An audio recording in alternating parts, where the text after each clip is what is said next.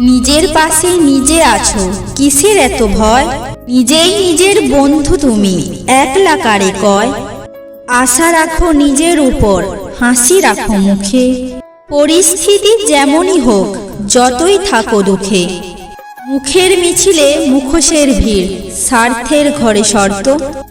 পুরুষ কখনো হয় না আপন, না থাকলে তার অর্থ। টাকার ওজনে মন মাপামাপি, অনর্থে সব মত্ত। কেউ কি কখনো করেছে আপন পুরুষের বেকারত্ব?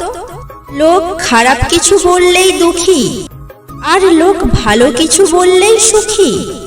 এর মানে আপনার জীবনে সুখ দুঃখের দায়িত্ব লোকের হাতে।